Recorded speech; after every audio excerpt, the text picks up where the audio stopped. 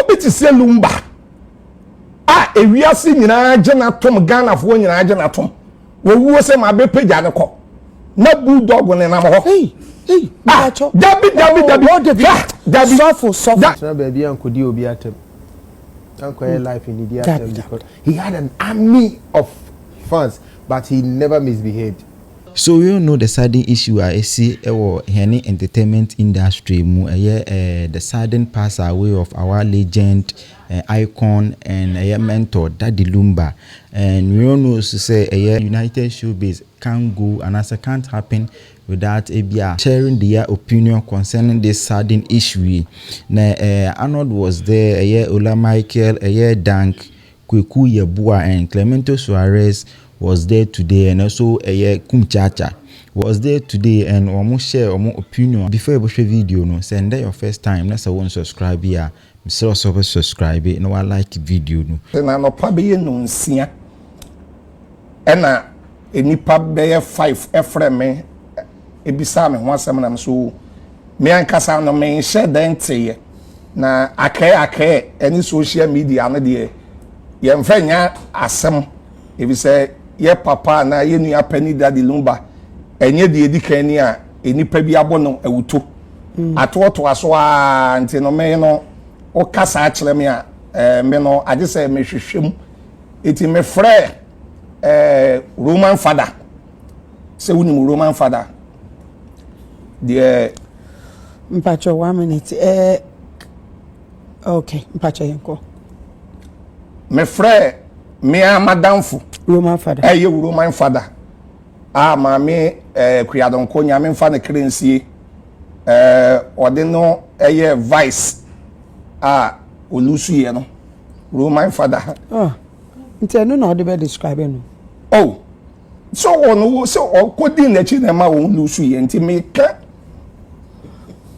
adiesi asebo so ye Lumba manager basa maami akuya donko so efa no se wan kire mu saa ya na nipa bebre nse de nko fu nimu mpo una wu kire mu se saa no na maami akuya donko fa no vice me pacho running mate me da se ono o fa no enu na wo de describe no se okodi na chi no kan na ma wo lusu mo okay yenko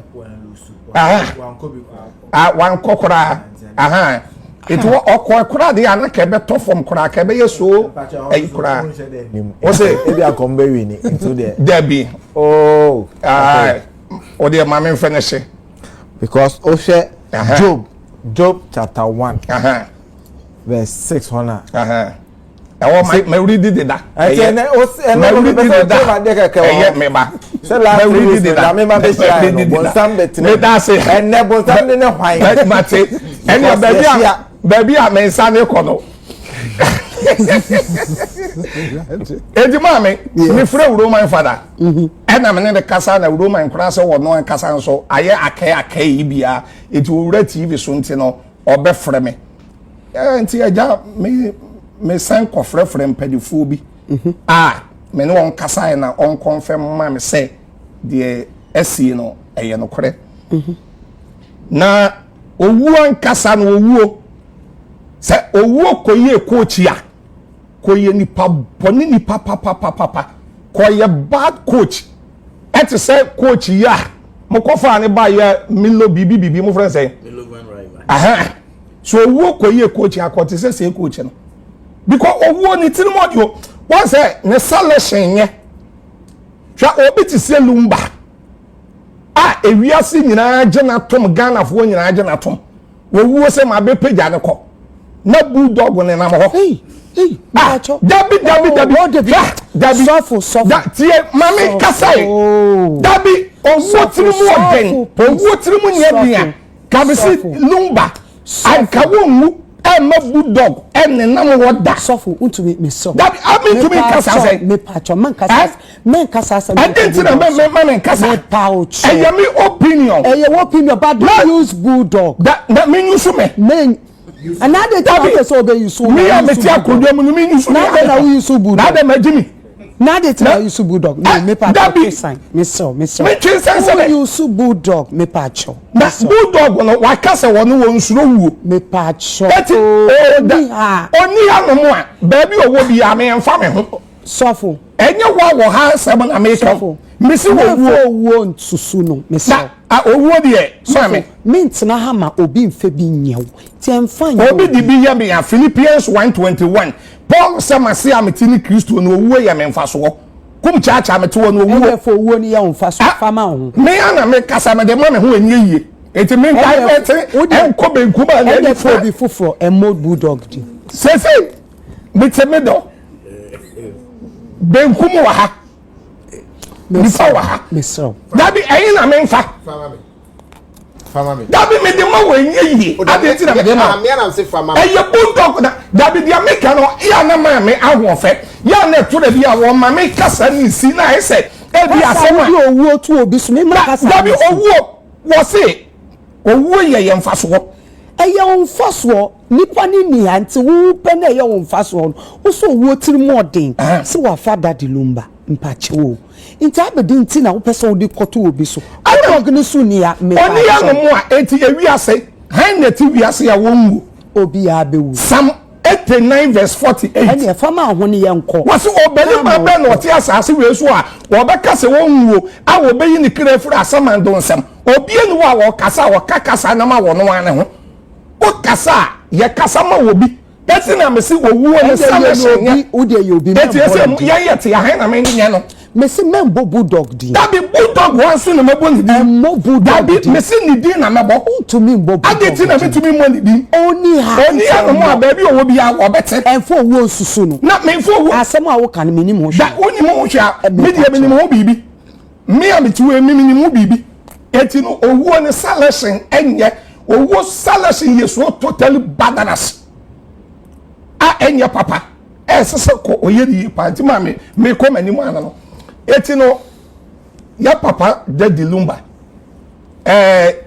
ewudade mfa the currency ya ma busu ya shedding ya ma eyele ene ya ma shedding in fact meti na asama meti ya na ma me honhom aboto ebi se o se honhom aboto ni aboto sa me be nyina aboto matra se de eya me responsibility sa me kasa eti no nyankopon fa ne kra ensie nti ma me said ye na obi sa me no mete ye no in fact ha me pa the Lumba ye obi a ka ensese ka Ghana fo ema daddy Lumba ewu ansa na ya kai no esese ke ya kai no obra wote ase omo kai no o say omo kai no me omo on there owo fan base owo fan clubs owo do ono ni do no e serious o omo there ye can obi omo celebrating it there me nkofo na celebrating me da say em say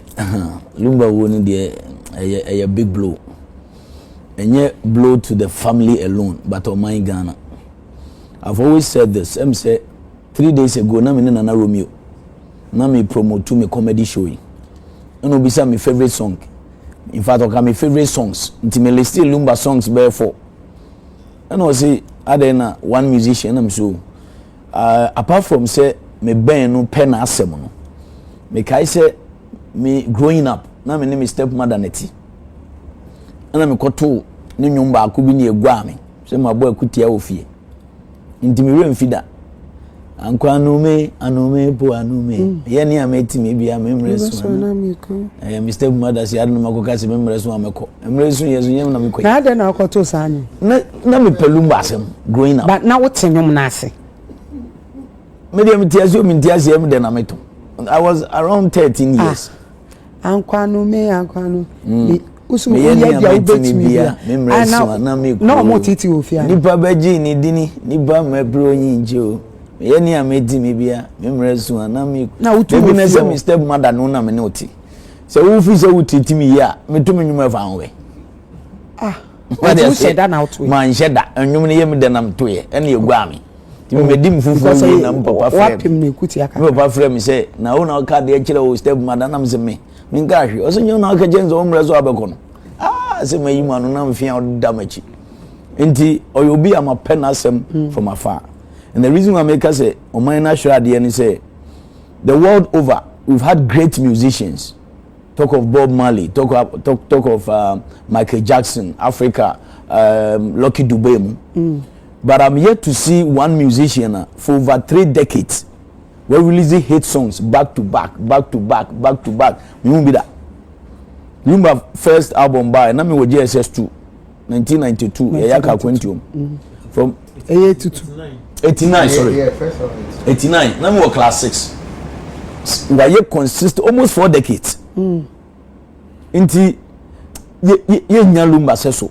Ghana as a country we are almost 60 something years and if I'm not mistaken. Inti say 60 years or my age 60 years. Na nyame ache musician we no kwa nyame na oboni pantra but that did nya say so. I do not think say any musician will contest say daddy was size. Afro dance hall, hip hop, high life. One obienu and depending Lumba. You can have musicians are very good. Okay. More quality songs, but consistency, say back to almost 4 decades. Mimi who be that? Not even Bob Marley now. You to me a Kasafa. Bob Marley is global. Is a global icon. No 2 ways about that. No but sad Diana Lumba here any day. A difficult see Benya Nasha name. Means me kaya since the 2000 anymore 99 2000 time no boy been wa minim year no.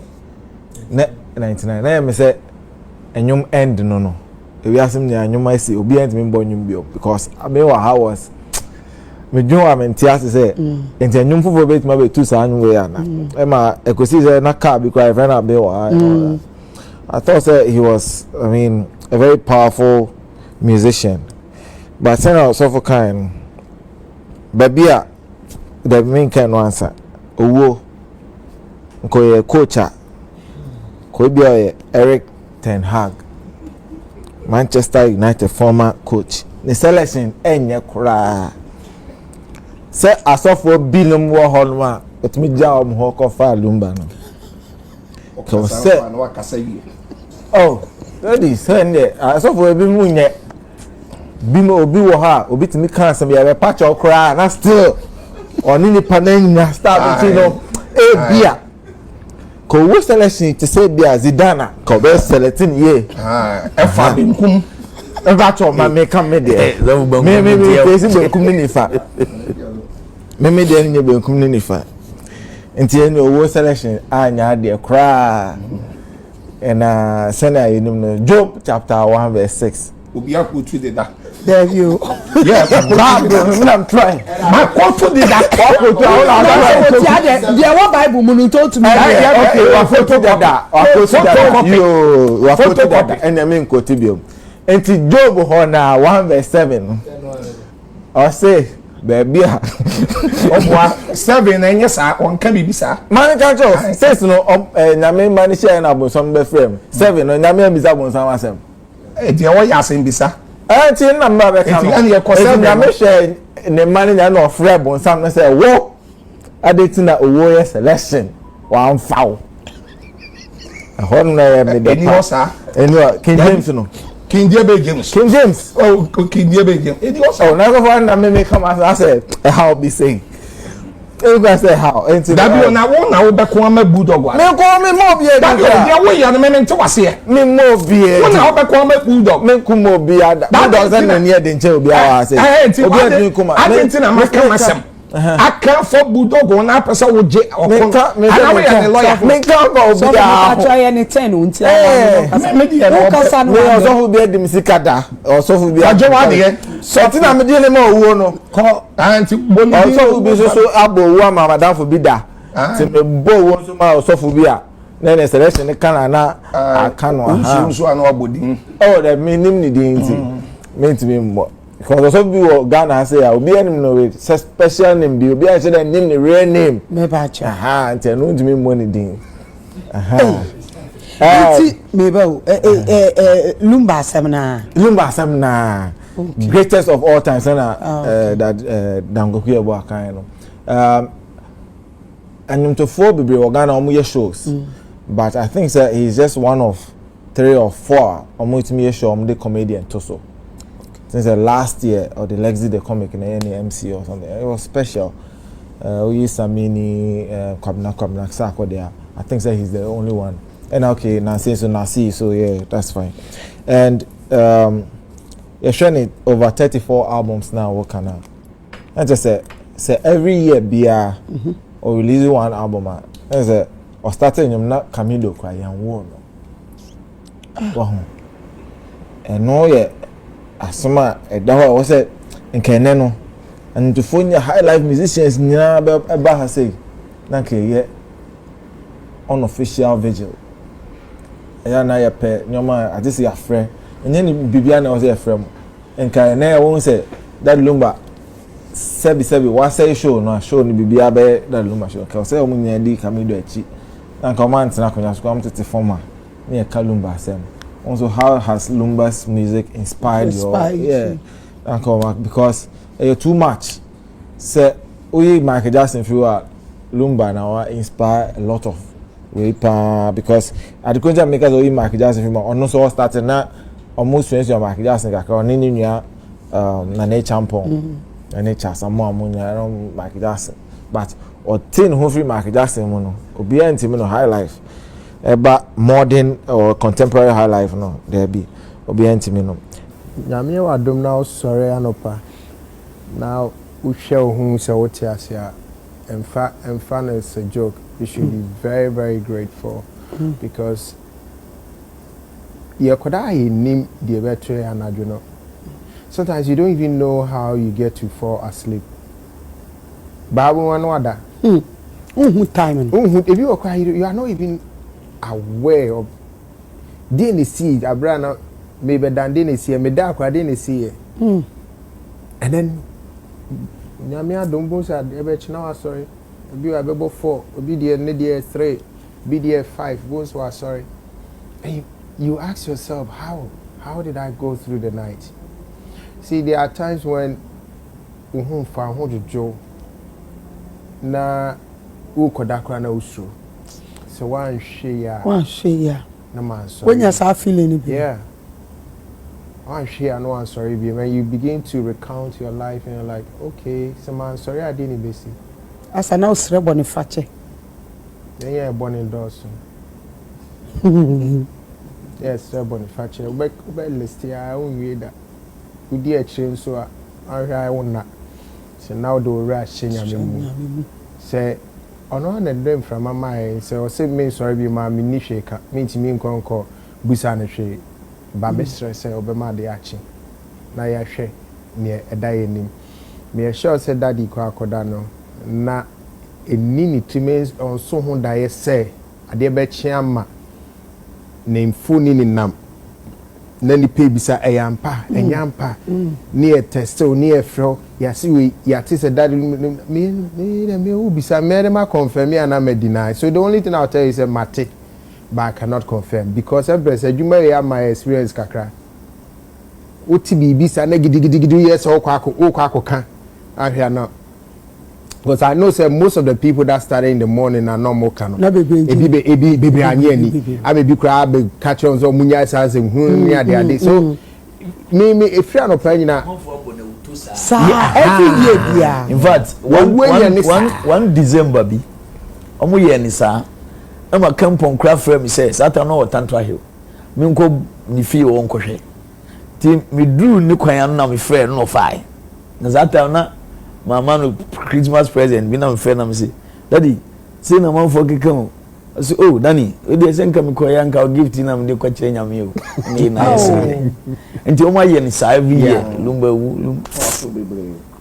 which has been a reason why if friend of anani pa be na anyi maybe mususuru so I'm very proud. Yeah, made them near till later in the day cry. I think that what made me believe it more was me who a lawyer and a letter no. Dear letter and I'm so oh sad in a hamper. Because she said Danica no yeah I feel almost every 2 years we are almost every 2 years every year. Yeah, I don't know what people were expecting. Say I didn't know I won't say when you need to do it, but he's only 60 years.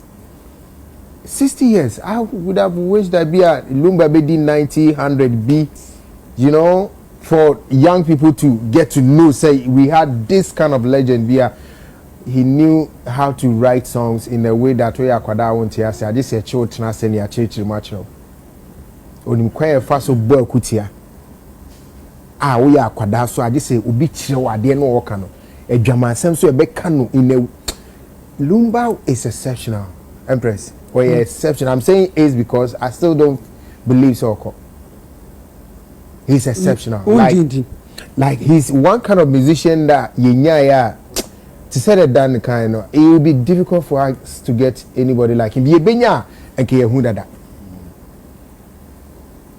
On your social media person. On go interviews. And so then you to a partner pie. The kind maybe your Kumasi jom. Now I think say na me musician be and na me yen nyum wadwuma oba be release so we're doing the cassette inlays and stuff. No, they tradition so about releasing him no. Near teaser said that Lumba be release album. One friend Onya Munyai. As the Munya and you. Yes, Lumba be releasing him. I just a Lumba answer. Yeah. Fred Thomas Mubuso.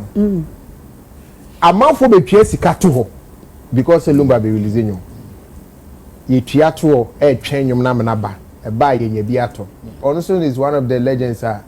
On some Obia song got a fan club, near a fan club. Hey, on some Obia, as not a fan club. Near Tiaman, near Gina, near Baku, near I've had encounters every year, we almost celebrating every year. Almost a donation on behalf of him. And such person on Metra baby Uncle Dio Beatem. Uncle life in India because he had an army of fans, but he never misbehaved. He knew how to carry himself. Say no cry, I mean funny cry say my. Say no cry. No cry. No cry say my. Ya share de kese pa. Now I respectfully disagree with Ola if I say young musicians no I realize the gift Daddy Lumba. No, that's not true. Because Daddy Lumba is one of the artists not with a lot of respect, even among the young folks. Not with a lot of odor among the young folks. Until most often than not, in the birthday and you see the likes of Sarko there and a few people post him. And so, and you know, say they did not realize the gift that Lumba. Everybody, and I can be okay. I mean, I don't know any musician Biana when they sort out one realize the gift of Daddy Lumba. The kind of celebration is celebrating, the kind of love I had channel time or I also would not agree if we because Yan celebrated Daddy Lumba time and what I say. And I will try to be corrected and quickly, but he's one of the guys that you're celebrating every chance we get because we realize the kind of clout and the status I know. Lumba status no yet legendary, and yet beyond legendary. He was a god. A god with a small G. That's how big he was. Now 33 albums. In conform my father the Lumba and Sem no close to 20. The legacy we jamai no legacy ye. I may take and do the Michael Jackson comparison because I don't see another discussion on its own. It's me stress say yen limited the celebration with Daddy Lumba. You understand? Had the Michael Jackson comparison there in front from kakra. Yeah, sure the kese. At the kese pa and actually. There was a time every year there's a huge expectation about Daddy Lumba be dropping. Now see how these few years I say or slow down kakan. But first in between from the 80s, 90s to the 2000s, almost every year there was this big anticipation that Daddy Lumba be dropping or be drop here. No. It was like a whole event on its own. Daddy Lumba be dropping. Radio station be dropping. Fifi be dropping and I say it was a spectacle. That's how big he was as an artist. Now Wahadrin be brave. Lumba you be for year it's you know you grew up on his songs now. He addressed every facet of life and when say odonyuma oho say yenyuma oho say ekutia nyuma oho Like every facet of life, piano, you got Lumba actually, singing about it. And then the lyrical prowess was on top of the world. His ability to actually write and coin words. I mean, for Lumba, sometimes the this you need him to come and explain the lyrics. That's how weird his personality was in terms of the songwriting skills. It was on top of the world. You need him to come and explain exactly what he's saying. Say Tukumu, say Edino, say Edino. There was a whole discussion on Daddy Lumba's lyrics of every hit song we'll be releasing. Yes, and that's how impactful he was to the industry and beyond. And seriously. Na mesro so wode waso be fe me kakra na maka asem bi akyerew ade a Shazzy4 eya me pese uhu de ekoso wati ase na obi bebi sase na Shazzy no de minim se bebre na ate omunim bebre na so ebia na omunim because last me hu so obi bisa o internet no so se na Shazzy no eye den Sana Bruni beka say ride hailing app no it say Uber ne Yango ni boat no sana Shazzy so etie na ade ba ko ma Shazzy no eda stronko ne say we no efri Ghana ha Ghana ni na ode sa Shazzy we aba ati ase na CEO no onene Charles Niama Mensah Jr. na odwene ho ano hu say opeso oboa especially drivers no sene be ya omonsa be call mo anu no mo feed yo mo ho ene o mabusua na mene wo nso se ye ko bibia ye ho be han kakra enti na CEO no odwen ho se okay onfa bibi say embra na Shazzy ba ye emre kakra ni na otumu se ko nenim grower asisi ano Ghana fo adwena akoso a bebre na drivers ni riders no mo ka ho asem se krofo mra so omu ni nyina na se Shazzy edwene Ghana for nti omo ama enoma ayemre ama ye nyina na Shazzy no the tie ne say affordable na esan ye commission free na chese esan ye reliable na chese obetumi de wure ashim ana so obetumi de ho ato ati ase Shazzy endi wo hwan boda na obi bebi sese obeden na wadwan ne Shazzy ana so obedin eyusu Shazzy na Shazzy ewo app mienu no ewo Play Store na App Store no so na bako drivers no dia na bako so riders no ana se passengers no dia na drivers no omo dia no blue na riders no so omo dia no white na yenhwe drivers no Shazzy platform bia we driver na ukoso a register na we start say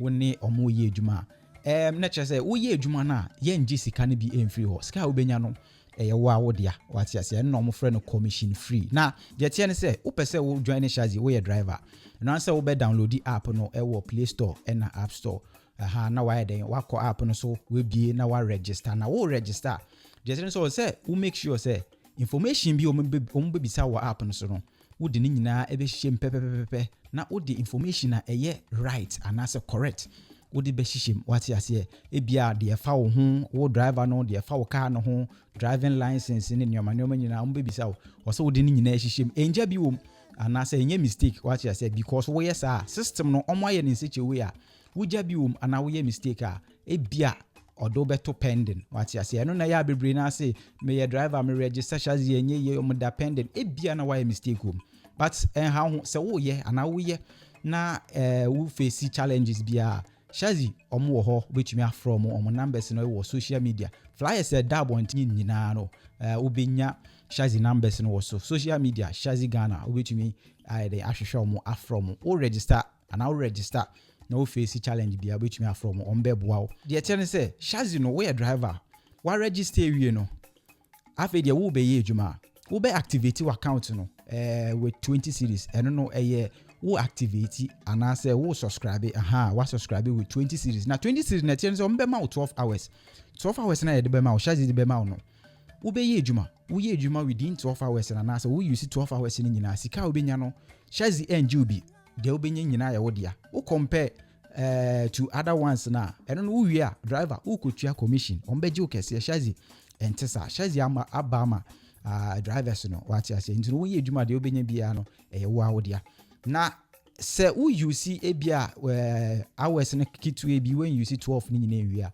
enkai na aka no still e wo platform no so anytime bia no ubetumi ayden atoa so until so be use 12 hours ni nyina be wie no na wasan ayden subscribe bi 20 cedis na wasan atoa so what you say into no for drivers no the tie no we no mama nsi so bi say ye commission free na passengers and as riders and men wo ye ko bia kyese wo ba charge so a wo fa charge e free ha kwa ha sika obi tua no wo form chain kai no wo form kra into no passengers and riders mesra mo so mo download the app no na mo use charge no obi bi kaka mu a charge drivers be bia wo bia mo be hwehwe mo be frɛ na mo de wade ayden abrel wo safety so de chale guaranteed with charge drivers you train your mo a kyese wo form car ombema weni age shazi mpedufo de nhyehye egu akwemu mo hwe nim se cars ne bi ebe ba be ka ho se ne be ya ebe de ye betre e wo Ghana ha nyina be bia be fi bia wo benya bi nti omo frɛ se wo car so a